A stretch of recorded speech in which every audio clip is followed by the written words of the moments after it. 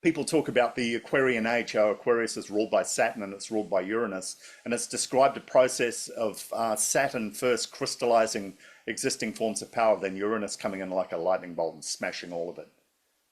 So it's the age of Aquarius, and that what was it, Hair? That song they were talking about, it was probably it sounded like a pretty loving and gentle way to do things, and when you look at its crystallization and shattering, it's probably not going to be like that.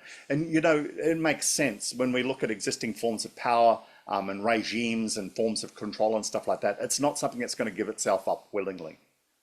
It's going to have to cave in. In some ways, it feels like we're in a time where that's starting to happen. All the existing forms of power are shoring up and crystallizing and exerting more control than they have before in order to hold on to what they've got. Yet there seems to be more knowledge and more information surrounding that right now to make it very difficult for them to keep doing what they're doing. So maybe that's what's happening right now. And you know what's going to happen too as well once these when you break up all the Saturn and you go into Uranus, Uranus eventually is going to be Saturnized because you're going to need a leader again for these small groups, and they're going to go because there is nothing outside of Saturn. Well, that's I mean, true. Uranus, it's it's Yeah. an idea.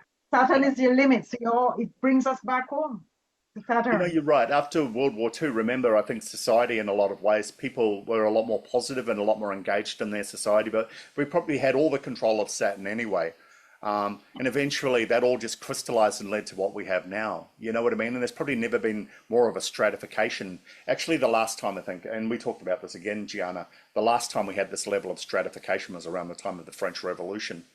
You know, with what the 1% had as opposed to what the other 99% had. It's like they say, if you took all the money in the world and you evenly distributed it to everybody, give it 5 years, 10 years, it'll all be back in the same hands that it is now, you know, human nature being what it is. I think it comes down to that equation, that 90%, that 10%.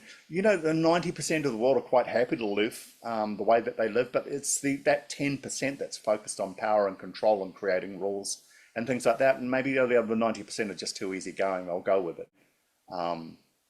It's definitely a minority we're looking at there. So yeah, but I agree to some greater or lesser degree. I think the journey of how we get to where we are now is probably more important than where we are right now.